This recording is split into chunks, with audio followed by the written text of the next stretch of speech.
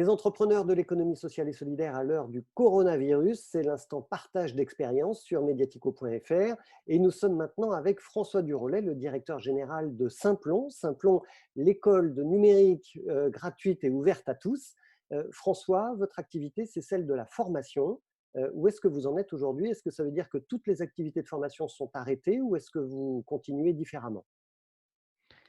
Et on continue, différemment pour, l'ensemble des formations qui avaient déjà démarré, à Simplon. Donc, on forme, hein, essentiellement des développeurs, à travers des formations courtes et intensives qui sont essentiellement pour des demandeurs d'emploi, des primo-arrivants, des réfugiés, des personnes en situation de handicap, un gros accent sur la place des femmes. Donc on avait à peu près 1 millier de personnes en formation. Nos formations sont gratuites et sont en présentiel. On les a toutes passées en distanciel C'est ça. depuis le 15 mars dernier. Et par Donc, contre, nous en n'avons démarré présentiel, aucune nouvelle formation. Voilà. auparavant, en présentiel, ça voulait dire que les gens étaient physiquement présents dans des salles de cours. Comment est-ce que vous leur avez annoncé les choses? Est-ce que ça a été facile de le faire? Voilà, alors effectivement, le modèle de Simplon, comme on est sur des décrocheurs scolaires, des publics assez loin de l'emploi, c'est le présentiel. C'est comme ça que fonctionne notre pédagogie. Elle est beaucoup en groupe. Donc, on a annoncé à l'ensemble des apprenantes et des apprenants qu'on passait en distanciel. Pour toutes les formations qui avaient déjà commencé, bah, ça n'a pas été trop difficile parce qu'ils avaient déjà un lien étroit avec les formatrices, les formateurs, les chargés de projet formation. On leur a demandé de rentrer chez eux avec leur matériel et on a très vite en fait réuni les formateurs pour les accompagner à la mise en place du distanciel. Et en parallèle, on a des alliances avec toute une série d'autres acteurs de l'économie sociale et solidaire pour accompagner les apprenantes et les apprenants qui ont du mal avec le distanciel parce que la situation pour elles et eux n'est pas forcément très facile. Pourquoi? Qu'est-ce qui change entre le distanciel et le présentiel?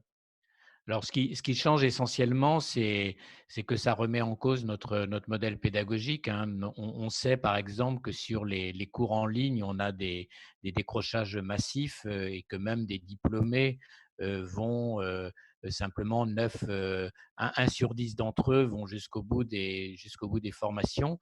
Donc, le distanciel change beaucoup parce qu'il n'y a pas l'atmosphère de la classe, il n'y a pas l'atmosphère de la promo, il n'y a pas la solidarité, il n'y a pas l'habitude du travail entre équipes. Et puis par ailleurs, on est dans le domaine de la formation professionnelle. Donc les Simploniens et les Simploniennes, comme on les appelle, ce sont des adultes et ils peuvent, pour beaucoup d'entre eux, se retrouver dans des conditions d'apprentissage chez eux qui n'est pas forcément facile. Ils peuvent devoir continuer à se former en gardant leurs enfants ou dans des logements qu'ils partagent avec d'autres. Donc voilà, donc ils sont comme toutes les équipes de Simplon en télétravail, donc ça change forcément leur vie. Donc on est obligé de mettre en place je dirais un dispositif d'accompagnement qui est bien adapté, qui consiste à s'appuyer à la fois sur les formateurs en changeant les emplois du temps, en essayant de mettre des espaces ludiques dans les formations, mais aussi en s'appuyant sur ce qu'on appelle chez nous les chargés de projet formation, qui sont les personnes qui aident les Simploniens et les Simploniennes sur l'insertion professionnelle, les compétences transversales, pour qu'ils puissent, je dirais, être attentifs à leur situation pendant la période où on est à distance. Et on espère qu'elle sera bien sûr pas trop longue parce on a déjà des premiers décrochages ou des indices de décrochage. Donc, c'est pas très facile pour une partie de nos publics en tous les cas. Et puis alors, il y a les équipes de Simplon. Il y a les formateurs et puis il y a l'ensemble des salariés qui assurent les fonctions support. Vous êtes quoi, 300 salariés chez Simplon? Ça se passe comment? Oui, simplement, on est 300. Alors ça se passe, plutôt bien. Bah, d'abord parce qu'on est une entreprise du numérique, donc on est assez, digitalisé, voilà, en quelque sorte. On fonctionne énormément avec les outils collaboratifs et on avait, depuis la création de Simplon, mis en place une, je dirais une habitude du télétravail assez forte, hein. À Simplon, il y a 2 jours de télétravail, par semaine qui sont un droit que tout le monde utilise comme il le souhaite. Donc, il y a une habitude forte du télétravail qui fait qu'on y est passé, je dirais, assez facilement du jour au lendemain. Alors pareil, c'est pas facile tous les jours, ça demande une grande concentration, mais je dirais d'un point de vue technologique et méthode de travail, ça change pas mal de choses, mais la transition se fait de façon assez simple. Alors par contre, là où on a bien entendu une difficulté, c'est que on ne peut pas démarrer de nouvelles formations, puisqu'on ne peut pas, voilà, l'accueil, dans des lieux physiques n'est plus possible en période de confinement. Donc ça se traduit par une baisse de l'activité. On est en train de déposer, enfin aujourd'hui ou demain, un dossier hem, demander, la possibilité de mettre en chômage technique partiel l'ensemble de l'équipe Simplon. Donc, on a fait un choix qui est très lié à notre ADN. Donc, on s'est dit, une partie de l'équipe ben, va continuer à travailler beaucoup, une autre va avoir pas du tout de travail. Par exemple, les personnes qui étaient recrutées pour travailler sur les formations qu'on n'ouvre pas.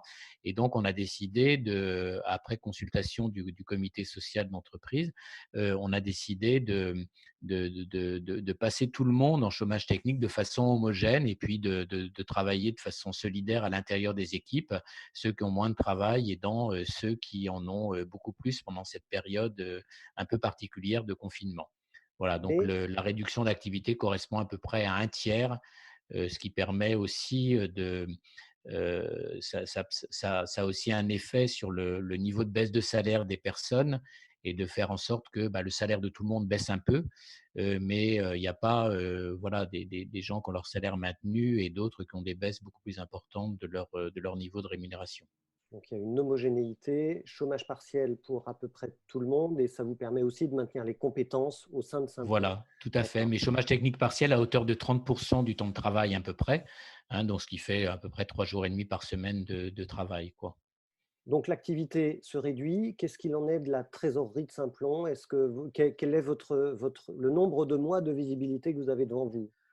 Voilà, alors on a eu la chance de faire 2 levées de fonds ces 2 dernières années et notamment l'année dernière, on a levé un montant assez important dans le secteur de l'économie sociale et solidaire, puisque on a fait une levée de fonds de 12 millions d'euros. Cette levée de fonds était faite pour investir hein, sur le développement de Simplon en France, à l'international, sur les outils.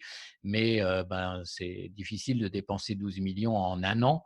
Donc, du coup, on a la chance d'avoir un niveau de fonds propres important aujourd'hui qui nous permet de ne pas avoir de soucis de trésorerie majeurs. Évidemment, si le confinement durerait longtemps, ça deviendrait problématique, mais à ce stade, ça ne l'est pas. Donc, c'est pas un souci de Simplon. Et d'ailleurs, je dirais, on en fait bénéficier nos partenaires de l'économie sociale et solidaire avec qui on travaille en payant rapidement ceux du secteur qui sont dans des situations plus difficiles que les nôtres, hein, notamment ceux qui avaient déjà des situations tendues ou ceux pour lesquels l'activité s'est complètement arrêtée du jour au lendemain. Voilà. Donc c'est important qu'on ait une solidarité forte entre acteurs. Est-ce que cette crise vous pousse à prendre des décisions importantes, structurantes, à vous réorganiser pour préparer l'après? Ou est-ce que vous attendez que la crise passe et finalement l'après sera comme l'avant? Bah, crise, c'est Frédéric Bardot qui dit ça. Il a entièrement raison. C'est dans l'origine du mot qui est grec. Il y a à la fois l'idée de crise au sens où on l'entend communément, et puis il y a aussi le fait de pouvoir en profiter pour préparer l'avenir. Enfin, voilà. Donc, on a à Simplon un chantier qui s'appelle La vie continue, préparons l'avenir. Voilà. Donc, il y a une partie des équipes qui est assez dans la soute pour essayer de faire en sorte que notre impact social ne diminue pas trop pendant la crise. Et puis, effectivement, il y a une partie de l'équipe, l'idée par Fred, là, qui prépare l'avenir. Alors ça, c'est plusieurs choses. C'est d'une part garder un lien très fort avec nos partenaires pendant la crise. Et on organise par exemple des talk shows sur différents thèmes. On en a fait un sur la place des femmes dans le numérique, où on a eu une cinquantaine de partenaires qui ont associé avec des conférenciers, des débats, etc. On en fait un autre sur le handicap, il y en a un programmé sur le Green IT, enfin toute la question du green dans le secteur de la tech. Voilà, on a ce type de programme. On en profite aussi pour… on a certains de nos partenaires qui, une fois la partie début du confinement passé, ben, en fait, ont un peu de temps, donc on en profite pour, je dirais, les distraire pendant leur période de télétravail en leur racontant où on en est, en parlant de différentes problématiques. Et effectivement, on prépare l'avenir parce que souvent, dans ce type de crise, préparer la sortie de crise est majeur, et être prêt à redémarrer très rapidement une fois la crise passée, quelque chose de crucial. Donc, on avait mis en place une cellule de crise, nous, dès début mars, donc assez tôt, qui se réunit tous les jours, en fait, tous les matins depuis début mars. Et cette cellule de crise travaille actuellement sur le plan de redémarrage de l'activité post-confinement. Et du coup, ce plan, alors vous n'avez évidemment pas encore à ce jour toutes les solutions de reprise d'activité, mais quelles sont les grandes orientations? Si vous aviez un conseil, une astuce à partager avec d'autres entrepreneurs sociaux qui sont peut-être plus petits, moins solides que vous, comment est-ce que vous anticipez ce redémarrage? C'est quoi les bonnes pistes? C'est assez difficile à dire à ce stade puisqu'on ne sait pas, on sait pas si ça va redémarrer de plus belle comme avant, ou si ce qu'on espère, bien entendu, nous, la crise va modifier assez fondamentalement des pratiques, le poids de l'entreprise, de libéral et de l'économie de marché. Donc ça on ne sait pas trop. On sait que le besoin d'action à impact social et solidaire va être très très fort.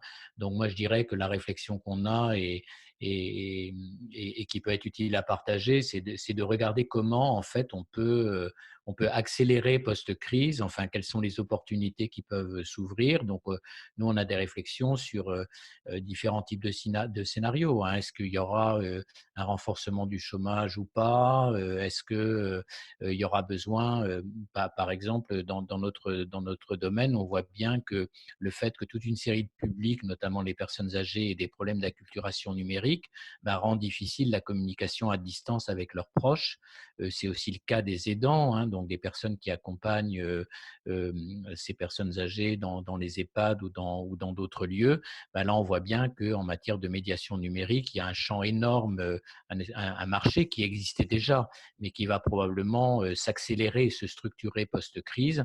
Donc, c'est un peu ça, c'est détecter, si vous voulez, les éléments, les secteurs de marché sur lesquels l'organisation actuelle sociale a montré ses faiblesses, et regarder comment, à partir de ces savoir-faire, on peut y apporter des solutions plus rapidement.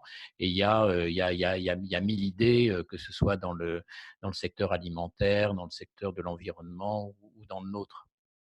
Et donc, en fait, vous êtes en train de nous parler de stratégie. Il faut se projeter dans la stratégie d'avenir. Merci beaucoup, François Durolet, De rien. pour ce Merci beaucoup. partage d'expérience. Bon confinement à vous. Bon courage à toute l'équipe de Simplon. Et puis, quant à vous, derrière votre écran, eh bien, vous savez que vous pouvez commenter cette vidéo sur les réseaux sociaux de Mediatico. Vous pouvez aussi nous envoyer vos témoignages d'entrepreneurs sociaux ou d'acteurs de l'économie sociale et solidaire à contact@mediatico.fr. C'est peut-être vous qu'on va interviewer demain. D'ici là, bon confinement, restez chez vous et protégez-nous. Merci.